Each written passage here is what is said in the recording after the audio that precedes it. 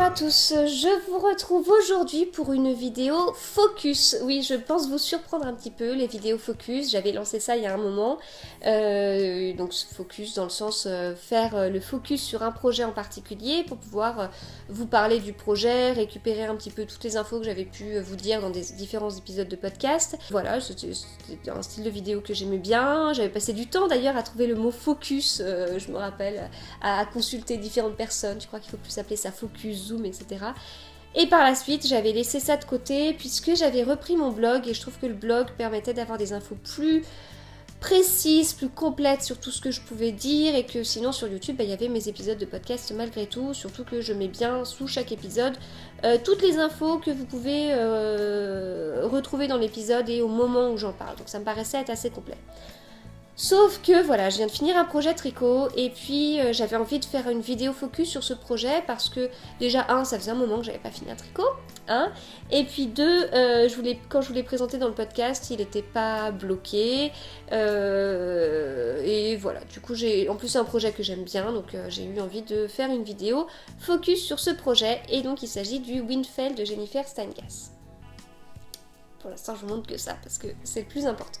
Le pull Windfell de Jennifer Steingass, c'est un pull qu'on commence par le bas, donc on commence par le bas du corps, voilà, avec un joli motif qu'on a assez rapidement, et puis on continue à le tricoter du bas du corps jusqu'à l'emmanchure.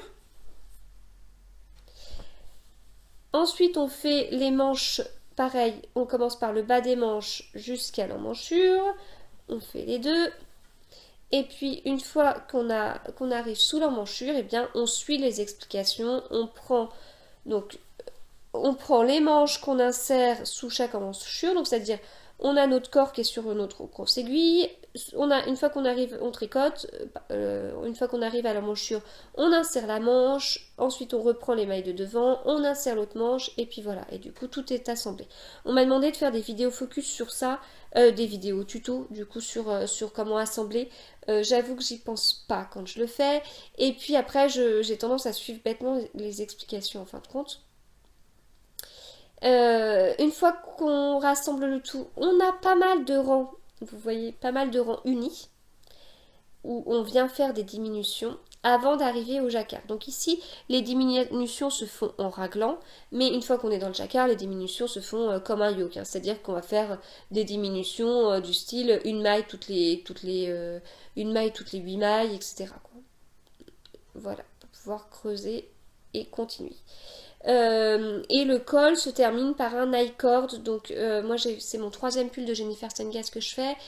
Le premier se terminait par un I-cord et le deuxième se commençait par le haut, et donc on commençait par un jersey qui roulotte. Voilà, c'était le Harata qu'on commençait comme ça, et l'autre que j'ai fait qui commençait par le bas, c'était le Starfall. Alors au niveau du jacquard, bon, sur le jacquard du bas du corps et du bas des manches, aucune difficulté, c'est du jacquard de couleur, même pas besoin de croiser les fils, ça passe nickel. Sur ce jacquard-là, c'est un peu plus complexe dans le sens où on a 3 couleurs, une couleur principale, 2 couleurs contrastantes, et ces 3 couleurs se retrouvent sur le même rang. Alors, je vais redire toujours la même chose. Alors, je ne veux pas paraître prétentieuse, c'est pas du tout l'objectif, mais moi, ça me pose pas de souci d'avoir 3 couleurs sur le même rang. Je le précise parce que souvent, ça pose problème, mais moi, ça ne me pose pas de souci. Je tricote mon jacquard avec un fil dans chaque main. Ici, sur cette main-là, c'est méthode continentale. Sur cette main-là, je prends mon fil et je le repose. Et du coup, quand je tricote avec 3 couleurs sur le même rang, j'ai toujours la même couleur sur cette main-là. Et ici, le fil que je prends et le fil que je pose, que ce soit la couleur A ou la couleur B, je m'en fiche. Je prends l'une des deux couleurs. J'essaie juste de la prendre toujours dans le même sens pour que mes pelotes ne s'en mêlent pas et que sur l'envers, ce soit cohérent, quoi. J'ai toujours la même couleur en bas et la même couleur en haut. Voilà. Donc j'avais fait un tuto d'ailleurs sur comment je tricote 3 couleurs sur le même rang. Depuis que j'ai entendu parler de la dominance des couleurs, je fais attention à ça. Donc c'était la dominance des couleurs, ça consiste à faire attention que le motif ressorte bien comme une sorte de relief sur le fond. Donc par exemple, là, le motif ici, là, je mets ça dans ma main droite, dans ma main gauche, pardon. je mets le motif, ma couleur violette dans ma main gauche et mon fond dans la main droite. Ce qui fait que quand je tricote, mon fil de couleur contrastante se retrouve en dessous du fil de couleur principale et comme ça, en théorie, avec la dominance des couleurs, ça permet au fil de couleur contrastant de ressortir par rapport au fond. Alors, plusieurs choses par rapport à ça. Depuis que j'en ai entendu parler, je l'applique. Je n'ai pas fait de test, je n'ai jamais tricoté un échantillon en faisant toute la couleur contrastante avec la main gauche et puis un deuxième échantillon avec toute la couleur contrastante dans la main droite pour comparer. Je pense que ce serait le mieux à faire, mais je l'ai pas fait. Avant d'entendre parler de la dominance des couleurs, je changeais de couleur, je changeais de main. En fait, ce que je faisais, c'est que si j'avais sur un rang, j'avais 5 mailles d'affilée d'une couleur, et puis dans l'autre, et pour l'autre couleur, j'avais qu'une maille, et ben dans ce cas-là, là où j'avais 5 mailles d'affilée, c'était dans ma main gauche, parce que je suis plus à l'aise en méthode continentale. En revanche, si le rang d'après, c'était l'autre couleur qui passait à 5 mailles d'affilée, et ben je mettais cette couleur-là dans la main gauche, puisque je suis plus à l'aise avec la méthode continentale. Donc j'alternais à chaque fois. Le souci, c'est que c'est pas très cohérent, l'envers est moins joli, et du coup, mes pelotes s'en mêlent. Voilà. Voilà pour la construction du pull, vraiment pas de souci particulier. Alors quand on commence comme ça par le bas, en fait au bout d'un moment, donc je commence, et puis au bout de quelques centimètres, je mets le corps sur 2 aiguilles circulaires pour pouvoir l'essayer. Voilà, donc c'est toujours un moment très particulier puisque j'ai mon petit bout de tricot, j'ai 2 aiguilles circulaires, j'ai mon fil d'un côté et j'essaye d'enfiler ça pour pouvoir voir au niveau de la taille comment ça tombe, si je suis trop serrée ou pas. Et puis après, je continue. Et c'est vrai que après, je continue. Même les manches, je les essaye pas, je pourrais. Je continue, puis je continue jusque là, puis après je l'essaye. Voilà, donc c'est un peu stressant parce que quand on fait un pull en raglan, on peut l'essayer 50 000 fois. Là, c'est moins évident d'essayer, puis on voit un petit peu moins le rendu. Surtout, en fait, par rapport à la longueur, c'est pas évident parce que les manches s'arrêtent là. Mais est-ce que ça s'arrête là? Est-ce que ça s'arrête là? Est-ce que ça s'arrête là? À partir de quand on a un yoke, souvent le yoke en fait fait en sorte que l'emmanchure soit un peu basse. Mais à quel point? Et on ne sait pas quoi. Donc là c'est un peu difficile. Mes manches sont peut-être un poil longues par rapport à ça. Le corps j'ai pas de souci, mais voilà. C'est peut-être pour la longueur. Mais pour la largeur j'essaye. J'essaye parce que j'ai déjà eu des mauvaises surprises. Donc voilà. Il est un peu cintré aussi d'ailleurs. Voilà, donc ça c'est pour la construction du pull. Mais je ne vous ai pas parlé de la laine encore. Donc c'est une laine qui m'a été offerte par la marque Hobbii, qui m'a proposé de m'envoyer de la laine, peu importe leur qualité. Enfin, voilà, le tout c'est qu'il fallait que ce soit de la laine de leur marque.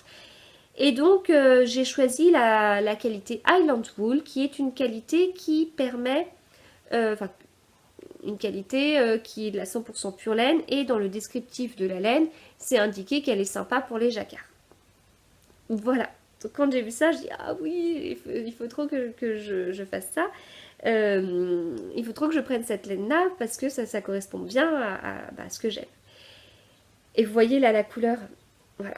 Donc l'un des trucs que j'ai aimé dans cette laine-là, c'est notamment la couleur du rouge. Alors le violet là, le rubis, je sais plus quoi. J'ai mis tout sur j'ai fait un article de blog et tous les noms des couleurs sont indiqués. De toute façon, je pense que vous pouvez retrouver facilement si vous allez sur D'ailleurs, je vous mets le lien en bas pour accéder à la page de Highland Wool d'Hobbii. Mais voilà, du coup j'ai mis le nom. Et alors le violet là est moins nuancé que le rouge. Et le rouge est nuancé, mais j'adore. Ça fait couleur travaillée en fait. Ça fait moins laine industrielle en fait. C'est pas que je cherche à cacher que c'est de la laine industrielle, mais c'est que ça me donne l'impression que c'est de meilleure qualité. Je trouve ça vraiment très beau. Et en fait, j'ai choisi ces couleurs-là parce que quand j'ai commencé à tricoter le jacquard, j'ai commencé par un pull fil d'art. qui était rouge et blanc avec des très très grosses aiguilles et j'avais craqué mon budget dessus, mon petit budget de lycéenne sur ça et c'était un pull rouge et blanc et j'aimais beaucoup beaucoup ce pull rouge et blanc, il faisait un peu Noël du coup et si je l'ai plus c'est parce que au dernier lavage il avait déteint donc je sais pas, ça doit faire plus de 10 ans qu'il a déteint, donc plus de 10 ans que j'ai plus de pull rouge et blanc et puis ça me manquait. Voilà, ça me manquait. Donc du coup voilà, j'ai choisi ces couleurs-là. Alors le Winfell a 3 couleurs et j'avais quelques doutes sur la troisième couleur. Mais au final, j'ai pris du violet pour rester un peu, pour rester un petit peu dans le truc de rouge foncé, quoi. Et pour pas que ça dénote trop. Voilà. Et je pense que ça dénote pas trop. Enfin, j'aurais pris du bleu, ça aurait fait bizarre, mais je pense que ça dénote pas trop dans mon pull Esprit Noël. Du coup, c'est très discret hein, c'est très discret sur le jacquard du bas du corps et du bas des manches. J'ai respecté, hein, c'est vraiment cette couleur-là c'est vraiment cette couleur-là qui est normalement en bas du corps et en bas des manches. J'ai respecté, j'ai pas pris le blanc, ça aurait peut-être été mieux, je sais pas. Et alors, pour faire en sorte que ça déteigne pas, parce que c'était vraiment ma grosse interrogation, alors pour que le rouge ne déteigne, pour savoir si le rouge allait déteindre, ce que j'ai fait, c'est que j'ai fait un échantillon que j'ai laissé, enfin l'échantillon de mon pull, hein, que j'ai laissé tremper très longtemps. Voilà, et une fois que j'ai sorti mon échantillon de l'eau était transparente. Donc je me suis dit, trop bien, c'est gagné. Sauf qu'il y a un moment donné où j'ai forcément essoré mon échantillon pour pouvoir le bloquer. Et je ne me rappelle pas si j'ai fait couler l'eau, puis après essoré mon échantillon sans regarder, ou si j'ai vraiment essoré mon échantillon dans l'eau et en fait je me rappelais pas. Donc du coup ça m'a stressée sur la fin du pull.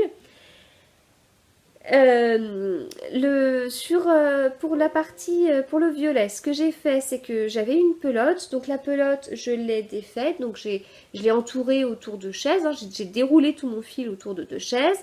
Et puis ce fil-là qui faisait comme un écheveau, je l'ai sécurisé d'ailleurs avec mes bouts de fil, mes bouts de pelote, le début et la fin. Bah, j'ai fait un nœud autour de ce truc-là. J'ai fait tremper mon écheveau. Non, non, c'est pas vrai. Je l'ai mis dans la baignoire et je l'ai rincé avec le jet, quoi. Je l'ai rincé. L'eau qui coulait était transparente. Je me suis dit, trop bien. Ensuite, j'ai essoré mon écheveau et là, pfiou, comme un petit jet violet. Et voilà, c'est échappé de cet essorage. Donc ce que j'ai fait, c'est que j'ai re-rincé et essoré jusqu'à ce que l'eau soit claire. Et ensuite, bah, mon écheveau, je l'ai mis sur mon bobinoir et dévidoir. Et puis j'en ai fait un cake et c'est comme ça que je l'ai tricoté. Voilà pour ça. Et du coup, bah, j'étais pas très très rassurée. Donc le violet me posait pas de soucis. Mais j'étais pas rassurée pour le rouge. Et au final, je n'ai pas eu de soucis. Alors j'ai fait attention, hein, franchement. Je me suis pas amusée à le bloquer. Je me suis pas amusée à l'essorer en plaquant le blanc contre du rouge ou des choses comme ça, quoi. Enfin, ça a été assez léger. Je l'ai pas laissé 3 heures dans l'eau non plus, quoi. Mais ça s'est bien passé. Voilà. Et d'ailleurs, en plus, j'ai mis une lingette de trucs décolorants sur les conseils d'Alice. J'ai fait ça, mais la lingette, elle est ressortie assez blanche, quoi. Enfin, je veux dire, elle n'était pas rouge. Voilà, donc ce fil, j'en suis en tout cas très contente. C'est vraiment du fil, c'est pas doux comme du mérino, c'est pas rêche. Elle fait bonne qualité, j'ai l'impression qu'elle durera plus longtemps dans le sens. Elle boulochera moins que des drops. Donc j'ai trouvé que c'était un très bon rapport qualité-prix. Bien pour les jacquards, enfin voilà, la laine. Là on voit on voit le jacquard sur l'envers, mais ça vous permet de voir un peu la laine. Voilà, rustique, mais pas au sens... Hop, ça, c'est de la laine à jacquard. Ça, c'est rustique. Ça doit gratter. On n'est pas sur ça. Ça fait... voilà, c'est quand même plus... ça va pas gratter pareil. Si vous êtes très sensible, peut-être que oui, mais voilà, ça reste de la pure laine. Hein, donc, mais... vous voyez, j'en suis très contente. Faudra voir après. Mais j'ai l'impression que la capacité de boulochage de cette laine est moins importante que sur de la drops. Et pourtant, j'en tricote de la drops et j'en retricoterai. Mais donc c'est pas, je ne boycotte pas du tout la drops, mais voilà, c'est, vraiment, j'aime vraiment beaucoup. Voilà, donc du coup, bah, merci à la marque Hobby de m'avoir offert cette laine-là pour faire en plus un pull que j'adore. Et j'espère que cette vidéo focus vous aura plu. Et comme je vous dis, il y a un article sur mon blog si vous voulez des infos plus complètes. Et moi, je vous retrouve à bientôt pour une autre vidéo. Salut!